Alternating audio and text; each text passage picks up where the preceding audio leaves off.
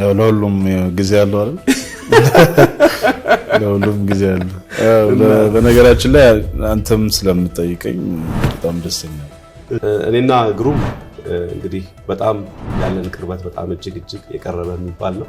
እንግዲህ ዛሬ ከተመልካቾች ጋር ደስ የሚል ጊዜ የህይወት ተሞክሮንን እዚህ ሊያስደምጠን ሊያሳየን ነው የተገኘውና እንደው ከመጀመሪያው እናውራና ከናዝሬት 12 ኪሎ ሜትር ርቀት ላይ የምትገኘው ወንጂ ያፈራችው እንደ ወንጂ ሸንኮራ በደንብ መለሎ እና እስቲ የልጅነት ጊዜህን አስታውሰኝ እስቲ። ደስታ ከረሜላ ከናንተ የተረፈውን ነበርኛ መንበላው እኛ ብቻ ሳንሆን እኛ እንኳን ያው ቀረብን ብለን እንበለዋለን፣ ግን ሌላው ራቅ ያለው እንደዚህ ነበርና የልጅነት ጊዜ አስታውሰኝ። እኔ የወንጂ ልጅ ነኝ። ወንጂ ገፈርሳ ወንጂ ከአንተ ከጠቀስከው ደስታ ከረሜላ ባሻገር በስኳር ፋብሪካው ይታወቃል። ትልቅ ስኳር ፋብሪካ ያለበት ቦታ ነው። አሁን መላው ሀገሪቱ የሚያውቀው ነው። እዛ ነው የተወለድኩት፣ ያደግኩትም እዛ ነው። በጣም አሪፍ አካባቢ ነው። ያው ቅርብ ስለሆነም ብዙ ታውቀዋለህ። ለምለም ነው፣ ሞቃታማ አካባቢ ነው። ስምጥ ሸለቆ ስላለ ለምለም ነው። ሁሉም ሰው የሚተዋወቅበት ነው። ከብዙ አካባቢ የመጣ ብሔር ብሔረሰብ ያለበት ነው። በፋብሪካው ምክንያት ልጅነቴን የሚያስደስት ጊዜ ያሳልፍኩበት ቦታ ነው እንጂ እንግዲህ ጠጠር ምናምን ስትጫወቱ በከረሜላ ነው አሉ። መብላት አይደለም የሚያስፈልገን ለኛ፣ እናንተ ያው ስገስታችሁ ነው።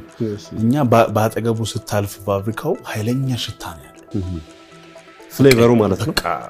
የሚገርም ሽታ ነው ያለው እና እሱ ያው ብዙ ድሮ በውሃ ተጠርጎ እንትን ሲል የሚወጣም አለ ማለት ንጹህ ነው ግን ይወጣል። አንዳንድ ጊዜ ፋብሪካውን ለማጽዳት ሲሉ በውሃ ሲጠረግ ለማጽዳት ሳይሆን ያው ፋብሪካው ራሱ ዋሽ ያደረገው በፕሮሰሱ ምክንያት የሚወጣል እና እሷን ሁሉ ትለቅማለህ። አንዳንድ ጊዜ ያው የልጅነት ጊዜ ሸንኮራ አገዳም ለምሳሌ ጋሪው ያንጠባጠበ ሰው እሱን እያነሳ ትበላለህ። እንደዚህ በእንትን ተሸክሞ የመጣውን እየተቆረጠልህ አይደለም። አንዳንድ አገዳ መስበርም ይባላል። ወታደሮቹ አይፈልጉትም ነገሩ። እኛ ግን ያው ማሳው እዚህ ጋር ሆኖ ገዝተን አልበላም። መስበር አለ፣ ሰርቃችሁ ማለት ነው። መስረቅ ነው ይባላል። የራሳችን ነው። ምን መስረቃሉ? ከቤት ሰርቃሉ። እና ወንጂ በጣም ጥሩ ጊዜ ነው የነበረው። ከእናንተ ከተማ እስክንድር ፍሬው፣ እሸቱ ገለቱን የመሳሰሉ ለኢትዮጵያ እጅግ በጣም ትልቅ ነገር የሰሩ ጋዜጠኞችን አንተን ጨምሮ አፍርታለች። እስቲ ስለዚህ ነገር የጋዜጠኞች መፈለቂያ ናት ማለት ይቻላል። ጆሲ ወንጂ ብዙ ከጋዜጠኞች አንግል ነው መጀመሪያ እንጂ ብዙ ፕሮፌሽናል በእግር ኳስ ተጫዋች ብትሄድ ብዙ ተጫዋቾች እስከ ትናንትናው ፕሪሚየር ሊግ ተጫዋቾች ድረስ እስከ ዛሬ ድረስ በጣም ምርጥ የሚባሉ ተጫዋቾች አሉ። ነጌታው መንግስቱ ለማለት ፈልጌ ነው። በቀደም ሚዲያ ላይ ምስናው ነበር አንፎርቹኔትሊ እና ተስፋዬ እርጎቹ ተከተለው ልጆች የመሰሉ ተጫዋቾች የወጡበት አካባቢ ነው። ሌሎችም ተጫዋቾች እኔም እግር ኳስ ተጫዋች ነበርኩ። ስለሱ ምናልባት በኋላ እናወራለን። እዛ ወንጂ ከተማ ውስጥ የሆነ የምትሰራው የምትፈልገው ነገር ካለ ኮንሰንትሬት ማድረግ የምትችልበት አካባቢ ነው። ምናልባት ተፈጥሮ ይሆን? አዎ ተፈጥሮም ደስ ይልሃል። ሰውም ኢንከረጅ ያደርጋል። የኪነ ጥበብ ሰዎች ይነግሩሃል። ወንጂ ሄድን ያልሰራ ነው ኮንሰርት የለም ብሏል። ትልቅ ዘፋኖች ጥላሁን ገሰሰ እስከ ቅርቦቹ እስከ ነቻቺ ድረስ ወንጂ ስቴዲየም ኮንሰርት ያልሰራ ሰው የለም። ቲያትር ያላሳየ የለም። ቲያትር ቤት ትልቅ ናዝሬት ያልነበረ አዳማ ያልነበረ ቲያትር ቤት የነበረው ወንጂ ስኳር ፋብሪካ ግቢ ውስጥ ነው። አዳማ ያልነበረ ስቴዲየም የነበረው ከአዲስ አበባ እየመጣ ትልልቅ ቡድን የሚጫወትበት ወንጂ ነበረው እና ሃይ ስኩሉ ሚኒ ሚዲያ ያለው እና እዛ ሚኒ ሚዲያ ውስጥ ነው ሁሉም ያለፈው። እስክንድር ብዙ ጊዜ እናወራለን። ከእስክንድር ጋር አብረን ነው የምንሰራው አሁንም እና እኔም በዛ መንገድ ነው ያለፍኩት። በጣም ህዝቡ ያበረታታል እንድትገፋበት እንድትሄድበት ነው። ያው እሱ ተጨማምሮ ጥረትን ያስፈልጋል። አንተ አሁን ጋዜጠኛ ነው ያለኸው፣ ግን ቀደም ሲልም እንደጠቀስክልኝ በርካታ የወንጂ ልጆች እግር ኳስ ተጫዋች መሆን ነበር የሚመኙትና ያው እንዳልከኝም ቀደም ሲል የተለያዩ ለኢትዮጵያ ትልቅ አስተዋጽኦ ያደርጉ እግር ኳስ ተጫዋቾችን አፍርታለች ወንጂ እና አንተም ልጅ እያለህ እንደውም ቤተክርስቲያን ሁሉ ሄደህ ተስለህ ነበር አሉ እግር ኳስ ተጫዋች እንድትሆን። እውነት እኮ ነው። ግን ምን ሆንኩ መሰለህ እዛ ስታይ የብዙዎቹ ሰዎች ስታተስ ከፍ የሚለው በእግር ኳስ ተጫዋችነት በጣም አሪፍ ተሰጥኦ ያላቸው ልጆችም አሉ። አንተም ያን ላይፍ ስታይል ትፈልጋለህ ማለት አዋቂም ትልቅም ትንሽም ያከብራል። አሪፍ ተጫዋች ነው እና ቡድን ነበረን እኛም ጥሩ ግስጋሴ ላይ ነበር። የወንጂ ስኳር ፋብሪካ ደግሞ ኤቢሲ የሚባል ቡድን አለው እና እስከ ትልልቅ ፕሪሚየር ሊግ ድረስ ያሉና ታች እዛ ለመግባት ነው ጥድፊያው። ሳያው የእግዚአብሔር እርዳታ ያስፈልገኛል። መጽሐፍ ቅዱስ እንጂ እንደው የእግር ኳስ ተጫዋች ካደረክ በቃ በህይወት የመጨረሻው ነገር ነው ብዬ ከደሞዜ ወይ የሆነ ነገር አደርጋለሁ ይሆናል። ኤግዛክትሊ አላስታውሰውም፣ ግን በጣም ጸልዬ ነበረ ነው። በኋላ እኔ ያሰብኩት ሳይሆን እግዚአብሔር የፈቀደው ነው። የኔን ዴስቲኒ ተጫዋች መሆን አይደለም እና በአጋጣሚ አንዱም እንግዲህ የአባቴ ተጽዕኖ ነው ገባ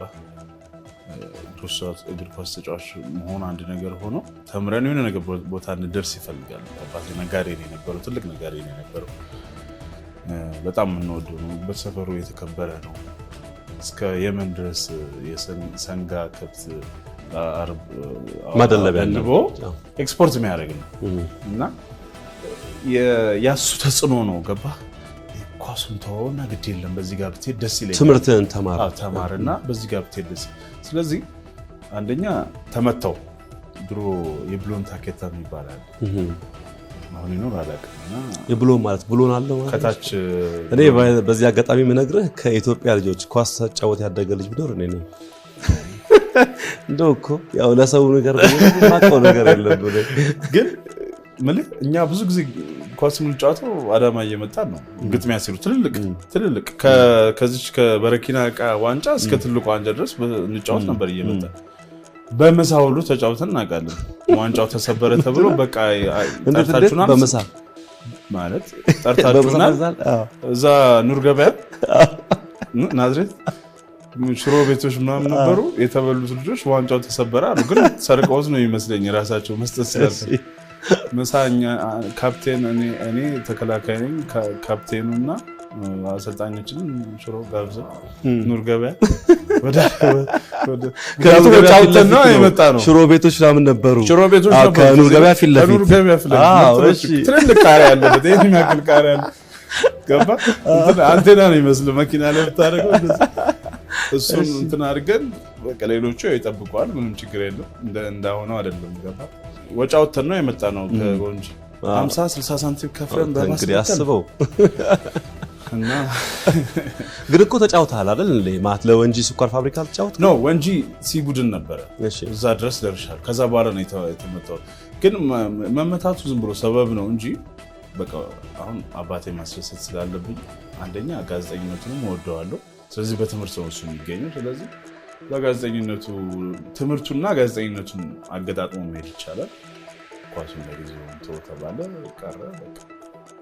ድሮ ደግሞ ዩኒቨርሲቲ መግባት ቀላል ነገር አይደለም። ኳስ እየተጫወትክ ዘልዘል እያልክ ደግሞ አጥንተህ እኛ እኮ ከ400 ተማሪ እኮ ወደ 23 ነን ዩኒቨርሲቲ የገባነው። አለማ ዩኒቨርሲቲ ነበር የነበርከው? መጀመሪያ አለማ ዩኒቨርሲቲ ነው የገባሁት እና እዛም ተጫወት ነበር አይደል?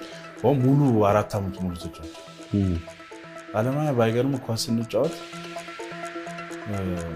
በቃ እውነተኛ ክብሩ ያገኘሁት እዛ ነው የልጅነቱ። ሁሉም ነገር ግን ቀስ እያለ መጥቶ ነበር ማለት ነው። አየህ ወደኋላ ሳስበው አለማያ ስፖርት ካፌ ያለን ስፖርተኛ ስለሆንክ የምትበላው ምግብ ከሁሉም ከካፌ ጋር ካሉት ከተማሪ የተለየ ነው። ፖርሽኑ ማለት ነው በዛ ያለ ነው። ፖርሽኑ ካፌው ራሱ ቦታው ይለያል። አለ ስፖርተኞች የተለየ ነበር። ስፖርተኛ ካፌ የሚባል አለ። እሺ የሚሰራ ያለ የተቀመመ ነው። ከዛኛው ጋር አይገናም። በጋሪዮሽ አይደለም የሚሰራው።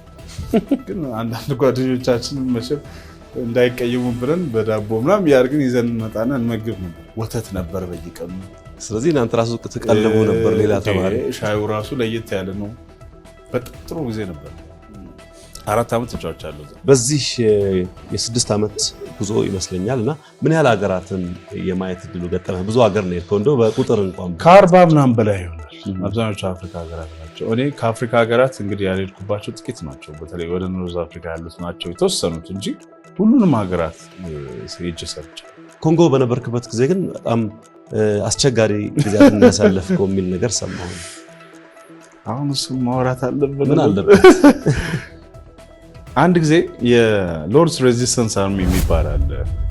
አሁንም አሉ ጫቆች ጆሴፍ ኮኒ ምናምን ሲባል ከዩጋንዳ የተነሱ አማጽያን ናቸው። ዩጋንዳ መንግስት አሁን ያሉትን መሪ ዮዌሪ ሙሴቬኒ ለመገልበጥ ጥረት የሚያደርጉ አሁን አልቃይዳ ምናምን የሚባለው ይሄ ወደ ክርስትናው የሚመጣ ነው እና አሁንም አሉ። ኮኒም አልተያዘም። እሱን ለማጥፋት የአፍሪካ ህብረትን የአፍሪካ ሀገራትን ጥምር ጦር አላቸው እና በምን መካከል ነው? በሴንትራል አፍሪካን ሪፐብሊክ፣ በዲአር ኮንጎ፣ በሳውት ሱዳን መካከል ነው ያለው። ስለዚህ አንድ ሚሽን ይመጣና በቃ ይሄንን ዜና መስራት አለባችሁ፣ ጫካ ለጫካ በመሄድ ሄድን ማለት ነው። የመጀመሪያ የጦርነት ዘገባ ነው። መጀመሪያ ዲአርሲ ሄድን፣ ኮንጎ ጎማ የሚባል ቦታ እዛ ሄድን። ጫካ ለጫካ አየን፣ ቀረጽን። ያስፈራል፣ በጣም አስፈሪ ቦታ ነው። በኋላ ሴንትራል አፍሪካን ሪፐብሊክ፣ ሳውት ሱዳን ሄድን። እንደዚህ እያለ ግን ወታደር በወታደር ነው፣ ጫካ በጫካ ነው። ሰርቬላንስ አለ፣ እየወጣ ትገባለህ፣ እየወጣ ትገባለህ። እና ዲአርሲ ሴንትራል አፍሪካን ሪፐብሊክ ቤዝ እናድርግ እዛ ተባለ። 5 ናይቶች መቆየት ነበር፣ 5 ምሽት። ቀን ትወጣለህ ከአማጺ ጋር ቶክስ ስትለዋወጥ ስትቀርጽ። እኔ ደግሞ ካሜራማን የለኝም በወቅቱ እንጃልኩም። አዎ አንዳንድ ጊዜ ካሜራማኖቹ ጦርነት ቤታ አንሄድም ይላሉ። መብት አላችሁ ያለ ማረግ እንግዲህ መብት ቢኖራቸውም ባይኖራቸውም ስራው መሰራት አለበት። ስለዚህ አሁን የኢንተርናሽናል ሚዲያ ትልቁ ጥቅም አንዱ ምንድነው? መቅረጽ፣ ካሜራ መቅረጽም፣ ኤዲት ማድረግም፣ ሪፖርት ማድረግም የአንድ ሰው ስራ ይሆናል ማለት ነው። ኦል ኢን ዋን ሆነህ ነው የምትሄደው። ትራይፖድ በዚህ በኩል ካሜራ በዚህ በኩል ይዤ ስንል እንውላለን። በአንድ አጋጣሚ አማጺዎቹ አምቡሽ አረጉን ማለት ነው። ደፈጣ ውጊያ ተጀመረ ማለት ነው። ታንክ ላይ ተሰቅለን ነው እኛ የምንዞረው ያለ ነው። ግቡ ተባለ። እሱን ከቀረስከው ትልቅ ዜና ነው። በአጋጣሚ ከሞት በጥቂት ነው የተረፍነው። ይሄ ነው የስራው የሚፈልገውን ነገር ነው ማድረግ ያለብን። ከጥቂት ተረፍን። እዛ ቦታ የሄድንበት ቦታ ላይ አንዳንዴ ነገር ፍለጋም ነው የሚመስለው። ምን የቅኝት ስራ ነው፣ ምንም ማድረግ አይቻልም። ካለንበት ቤዝ 4 ሰዓት በሄሊኮፕተር ተጉዘን ነው እዛ የደረስነው። 4 ሰዓቱን ሙሉ ስትሄድ በዛ ጥቅጥቅ ያለ ጫካ ውስጥ የሰው ዘር የሚባል የለም። የሰው ዘር ለ4 ሰዓታት ስትሄድ ከዚህ መቀሌ ስንት? 1 ሰዓት ነው አይደል? 1 ሰዓት ነው በአውሮፕላን። እንግዲህ 4 ጊዜ አስበው። ሰው የሚባል የሌለበት እዛ ውስጥ ነውና ስትመለስ ቀን እንደዛ አይነት ሁኔታ ውስጥ ታሳልፋለህ። ሪፖርትን ትልካለህ። ማታ ድንኳን አለች ከስር ከፍ ብላ የተሰራች ነች። እባብ አትለው ምናምን ሲል 2 ሌሊት አልተኛውም። እኔ ደክሞኝ ነው የምውለው፣ ግን ምን እንደመጣባት አታውቅም። ዝንጀሮ ይሁን ወይ ሰይጣን ይሁን አይታወቅም፣ ብቻ የሆነ ይተረማመስብሃል። እንግዲህ እዚህ ነው ምን ሞተው በቃ ማለት ነው። ምክንያቱም የሰው ዘር የሌለበት ወታደሮቹ ያውቁታል። በእርግጥ ተጠንቀቁ ይለዋል። ድንገት እባብ ከነደፋችሁ ነገሩን እና የሚላል ነድፉኝ እኔ ስነግር እንዴት ነው አልገባኝም። እና በጣም በህይወቴ አስፈሪ ጊዜ ማለት እንዴት ሰው ሌሊቱን ሙሉ ይፈራል? የተወሰነ ሰዓት አይደል የሚፈራው? ሌሊቱን ሙሉ እየፈራህ ካሁን የሆነ ነገር የምትልበት ነውና ግን ምኮራበትን ስራ የሰራውበት። አልፈው ደግሞ ስትሄድ በጣም የሚገርም ገጠመኝ። አሁን ስታወራኝ እንደ ፊልም ነው እኔ ራሴ እየሳልኩት የነበረውና ከዚህ ጋር ተያይዞ ብዙ አስቸጋሪ የሆኑ የዘገባ ስራዎችን እንደሰራህ ነው የማውቀውና በተለይ ከኢቦላ ጋር ተገናኝቶ የተነሳው ስትሄድ እንደውም ማን ሄድ ሲባል ሁሉ እኔ ብለህ ያችኛዋ ድፍረት ኢትዮጵያዊነቷን ማለት መሰለኝ እቺ የኮንጎም ኤክስፒሪየንስ አለች መሰለኝ እና በጣም አስቸጋሪ በሆነ ሁኔታ ላይም የመዘገብ ነገር ነበረና ስለሱ ምስት ያጠራር ነገር በወቅቱ ለአፍሪካ ከባድ ጊዜ ነው ማለት ሁላችንም የፈራንበት ጊዜ ነው። ሁላችንም የሰጋንበት ጊዜ ነውና ኢቦላ በሽታ ሲነሳ 3 ሀገራት በተለይ በምዕራብ አፍሪካ ያሉ ጊኒ፣ ሴራሊዮን፣ ላይቤሪያ የተጠቁበት ብዙ ሰው የሞቱበት በሺዎች የሚቆጠሩ ሰዎች የሞቱበት ነው በእያንዳንዱ ሀገርና እነ ቢቢሲ ሰው ልከዋል። የኛም የተወሰነ ሰዎች ልከው ለ3 ቀን እየተደረሰ ይመለሳልና ይሄ ረጅም ሚሽን ነበር። 2 ሳምንት ይመስለኛል። በሶስቱም ሀገራት ላይ እዛ ቆይተህ ያለው ሁኔታ ደግሞ ወቅቱ ትንሽ ከባድ ጊዜ ነበር ማለት ጋል ያለበት ነበር። ትሄዳለህ ሲባል በደንብ ነው የምሄደው። ለምን እኔ ብዙ ፕሬዝዳንቶችን ኢንተርቪው አድርጌያለሁ 10 ምናምን በላይ አሁንም በስልጣን ላይ ያሉ በስልጣን ላይ የሚሄዱ ቤተ መንግስታቸው ሄጄ ወይ ሆቴላቸው 5 ስታር ሆቴል ሄጄ። ስለዚህ ጋዜጠኝነት ማለት ማኪያቶ እየጠጣ ቤተ መንግስት እየሄድክ ባለስልጣን እየተከተልክ ብቻ መሆን የለበትም። ስለዚህ እሄዳለሁ አልኩ። የዲአርሲው አለ እሱን ትረሳዋለህ። በቃ ላይፍ ይቀጥላል። ላይቤሪያ ነው መጀመሪያ ሄድ ነው በኮትዲቯር በኩል አድርገን በዩኤን አውሮፕላን ላይቤሪያ ደረስን።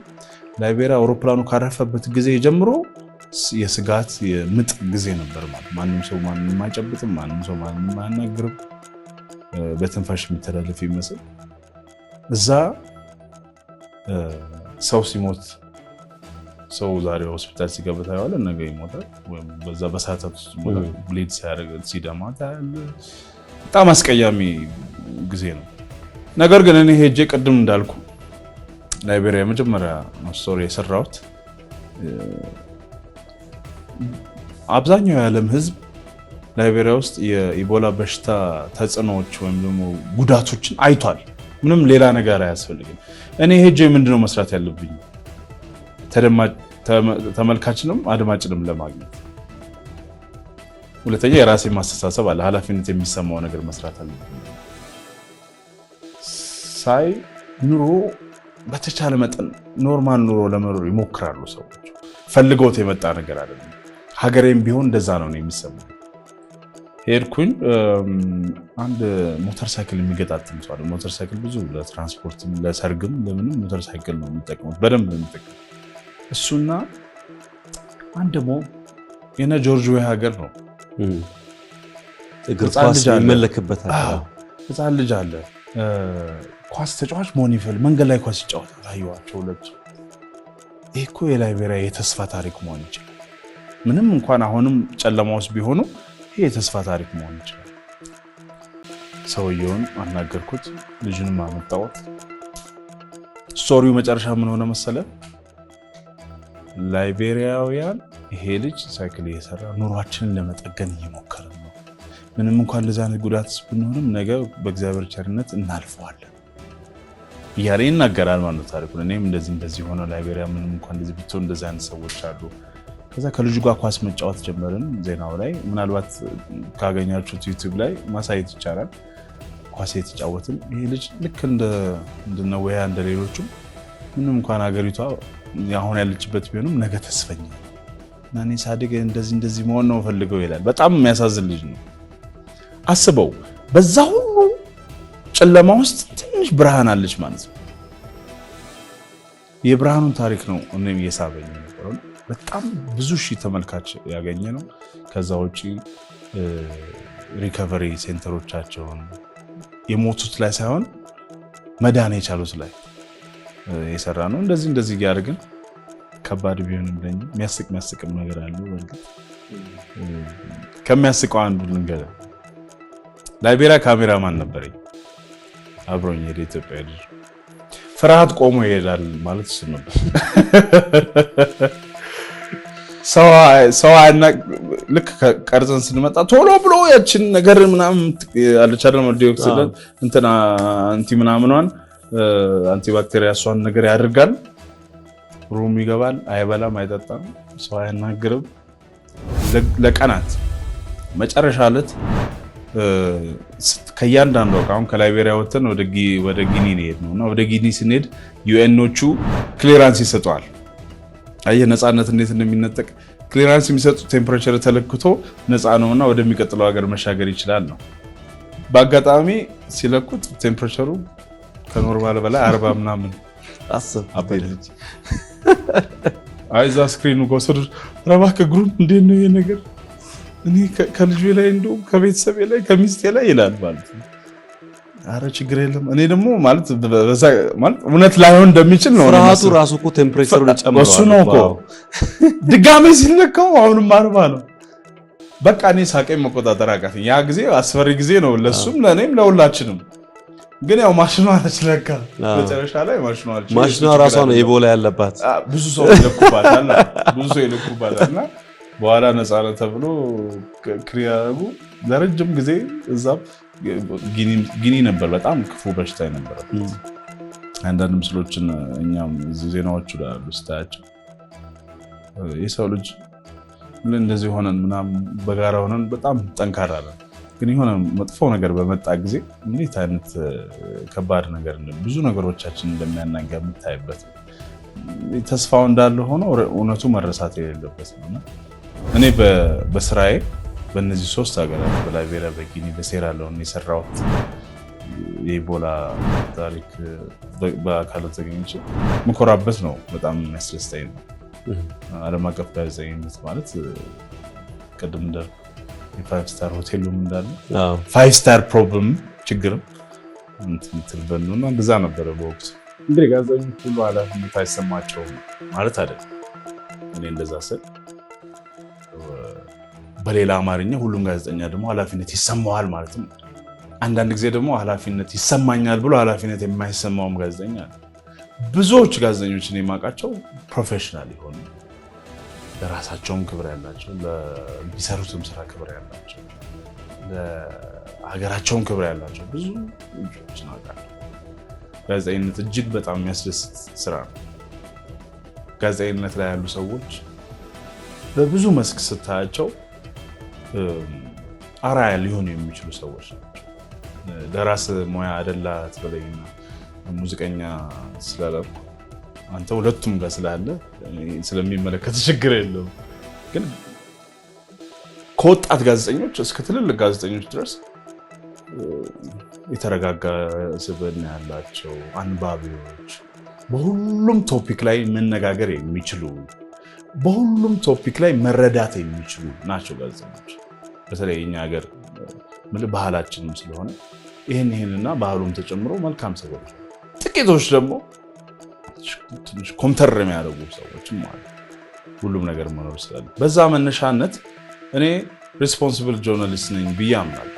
ኃላፊነት የሚሰማው ጋዜጠኛ ምን ማለት ነው? የምሰራው ዜና ሚዲያ ሀገራትን ዶግ አመድ ሲያደርግ አይተናል። አሁንም እያደረገ ያለበታል። እዚህ ጋር ድሮ ስለ የሩዋንዳን ጄኖሳይድ ሁሉም ሲያስታውሳል። የሁቱና የቱትሲዎችን ግጭት ሲያፋፈም የነበረ ሬዲዮ ጣቢያ ነበረ በወቅቱ። ሬዲዮ ጣቢያ ምንም በቃ 3 በ3 ልትሆን እኮ ትችላለች። እንደዚህ አድርጓችሁ እነከሌ እነዛ ሰዎች በሏቸው ይሄኛውንም በሏቸው ሲል የተፈጠረውን የደም ባህር ሁሉም ሲያስታውሳል። ያቺ ሬዲዮ ጣቢያ የፈጠረችው ኢምፓክት ዓለም አይረሳው። እነዛ ጋዜጠኞች ከኋላቸውም ያሉ ሰዎች ኃላፊነት ተሰምቷቸው ቢሆን ኖሮ ታሪኩን እኮ ወደ ሌላ ሊቀይሩት ይችሉ ነው። ልክ እንደዛው ዳሜጁን ያደረሰው ሁሉ ጋዜጠኛ ደግሞ መገንቢያ አፋቃሪ ሊሆን ይችል ነበር። ሁለቱንም በኩል መንገድ ሚዲያ ሊጫወት ይችላል። ማን ጋር እጅ ነው ያለው ማለት ነው? ጋዜጠኛው እጅ ነው ያለው፣ ፕሮዲውሰሩ እጅ ነው ያለው፣ ኤዲቶሪያል ፖሊሲው እጅ ነው ያለው። በዚህ መነሻነት ዓለም ድጋሜ የጦርነት አውድማ፣ የሰዎች እልቂት የሚታይባት፣ እኔ ደግሞ ኢንተርናሽናል ጆርናሊስት ነኝ፣ ኃላፊነት አለብኝ በሚሄድባቸው ሀገራት በአጠቃላይ አሁን እኔ ከ40 ምናምን በላይ ሀገር ሪፖርቲንግ ሰርቻለሁ። ሀገሬ ላይ የማደርገውን ሪፖርቲንግ ስታይል ነው ሌላ ሀገር ላይ ማድረግ። ምክንያቱም ተመሳሳይ ታሪክ እንዲደገም ስለማው። ሪስፖንሲብል ጆርናሊስት መሆን ማለት ኃላፊነት የሚሰማው ጋዜጠኛ መሆን ማለት ለሀገር አይንን ጨፍነ ማድላት ማለት አይደለም፣ ወይም ለሌሎች ሰዎች አይንን ጨፍነ ማድላት ማለት አይደለም። መሬት ላይ የምታየው ነገር እኔ እናንተ እኩል ያየነውን ነገር የምንጽፈው 3-4 ጋዜጦች ስለ አንድ ታሪክ የጻፉትን ብታየው ትገረማለህ። ምክንያቱም ጋዜጠኛው ያየውን ጋዜጠኛ ልምዱን በዛች ታሪክ ላይ ያለውን ልምድ ኢጎ ውስጡ ያለው ግላዊ አስተሳሰቡን ምናምን ሽጉጥ አድርጎ የሚከት ያለውን ሪያሊቲ የሚያስቀምጥ ደግሞ የነገውን አቅጣጫ የሚጠቁም ይመስለኛል፣ ቢሆንስ ነበር እኮ የሚሉ ብዙ ነገሮች የታጨቁበት ብዙ ታሪኮች ታያለ። ከነዛ ውስጥ ተመልካቹ አድማጩ አንባቢ የትኛውን ነው የሚወስደው የሚለው ቅድም እንዳልከው ያንተን ፕሮግራም የሚከታተለው የ3-4 ዓመት የ5-6 ዓመት ልጅ እና የ80 ዓመት ሰው ያስተሳሰብ ደረጃቸው እኩል አይደለም። ያኛው አይ ውሸት ነው ብሎ ቢያልፈውም ይሄኛው ይመረዝበታል ነው። ስለዚህ ኢትዮጵያ ውስጥ ለምሳሌ እንዴት ነው ኃላፊነት የተሰማው ጋዜጠኝነት የምትተገብረው ብትል መሬት ላይ የማያውን ነገር ቴሌቪዥን አይዋሽም ብዙ ጊዜ ወይም ለማዋሸት ይከብደዋል። ቴሌቪዥን የሚታይ ነገር ለምሳሌ እኛ በኢንተርናሽናል ሚዲያ ስንጽፍ የምንጽፈው ስክሪፕት የሚመራው ያለን ምስል ነው። እዚህ ጋር ቦምብ ፈንድቶ ብለህ የማታሳየው ከሆነ ወይም ደግሞ እዚህ ጋር ልማትና እንትና አለ ህንፃ ተገንብቶ ኢትዮጵያ ተቀይራለች ብለህ ባቡር መጥቷል ብለህ ካላሳየኸው ወይ ሬዲዮ ውስጥ ብትገባ ይሻላል። አሁን ብዙ የቴሌቪዥን ጋዜጠኞች በሬዲዮኛ የሚቀጥሉ አሉ አይደል? በሬዲዮኛ ምስሉ የታለ ማየት ትፈልጋለህ። ለምን አለበዛ እኮ ድምፁን አጥፍተህ ዝም ብለህ ወይ ኤፍኤም ማድረግ ይቻላል። ገባ? ለዚህ ነው አንደኛ የአዘጋገብ ስርዓታችን መስተካከል ያለበት። በዚህ አጋጣሚ ልምድ ስላለኝ በደንብ ደፍሬ መናገር እችላለሁ። መስክ ላይ ቀረጻ አድርጎ መምጣት ከባድ ስራ ታውቀዋለህ። በአንተ ስራ እንኳን ስንት አይነት ፈተና ነገር እንዳለው ታውቃለህ። ከዛ ደግሞ ትክክለኛውን ነገር ቀርጾ መምጣት ሌላ ታሪክ ነው። ደግሞ እነዚህና የመሳሰሉትን ነገሮች ይዞ መጥቶ ስቱዲዮ ቁጭ ብሎ ስክሪፕት መጻፍ ደረጃ የሚደርሰው በኋላ ነው ማለት ነው። ከላብ ከፀሐይ ከብርድ በኋላ ነው ማለት ነው። ቀድሞ ስክሪፕት ጽፎ የሚወጣ ግን ሰው አለ። ይሄ አሁን ለዚህ ነው እኔ መሬት ላይ ያለው ነገር ምንድነው ብዬ ካየው በኋላ ነው ኃላፊነት የተሰማው ስክሪፕት እንጽፈው ማለት ነው። ስለዚህ እዚህ ሀገር ብቻ አይደለም በሄድኩባቸው ሀገራት ኮት ዲቯር፣ ላይቤሪያ፣ ሴራሊዮን፣ ሳውት አፍሪካ፣ ሳውት ሱዳን፣ ዲአርሲ የትም ልሂድ ጦርነት ያለበት ቦታ ላይ ገብቼ ጦርነቱን እንዲያባበስ ሳይሆን መፍትሄ መሆን የሚችሉ ማቀራረብ የሚችሉ ነገሮችን ነው መስራት የሚፈልገው። ህብረተሰቡ እንዲለያይ ሳይሆን በተቻለ መጠን እንዲቀራረብ ስህተት መሆኑን ጦርነት ራሱ ስህተት መሆኑን በብዙ ምሳሌዎች እዛው ነው ምሳሌ ጦርነቱም ያለው እዛ ነው። የጦርነቱ መፍትሄም እዛ ነው ያለው። ጋዜጠኛው ያየዋል ወይ የሚለውን። ሁለተኛ ክሊሼ ጆርናሊዝም አለ። አሁን በቃ የተለመደ እነ ከበደና እና አበበ እከሌ የሚባለው ኢንተርናሽናል ሚዲያ ላይ የጀመሩት ትሬንድ በሱ ለምንድን ነው መቀጠል ያለበት? በሌላ አማርኛ አሁን እኛ ጋር በሙዚቃ እንደምታውቀው አንዴ ችክችካ ኮረ ችክችካ የእንትናን ዜማ ሁሉ ስራልኝ የእንትናን ስራልኝ ድሮ እንትን ፖስተር ራሱ ትችታለሁ በል የኤፍሬም ታምሮ አይነት ፖስተር ነው። እንደዚህ ካለ እንደዚህ ብሎ ዘፈኑም እንደዛ ባህላዊ ዘፈን ነው ፈልገው ተበዛ ባህላዊ ዘፈን። ስለዚህ ለየት ማለት የሚያስጠቃ ይሆናል ማለት ወይም ደግሞ በቃ ለምን ለየት ብለህ ትታያለህ አይነት ነገር ካለባበስም እስከ አሰራር ድረስ እሱ ነው ያጠፋን። እነከሌ ስታንዳርድ ያወጡልን መንገድ በወቅቱ ሰርቶ ከሆነ ዛሬ አይሰራም። ኃላፊነት እንዲሰማና በስራ እንድትኮራ ከፈለግ ትሬንዱን መስበር አለብን። እንዴት ነው እኔ አንድ ኢትዮጵያዊ ሆኜ ቢቢሲ ስለ ኢትዮጵያ የዘገበውን አይነት አንቋሻሽ ዜና ለሀገሬ ልሰራ ምነሳ?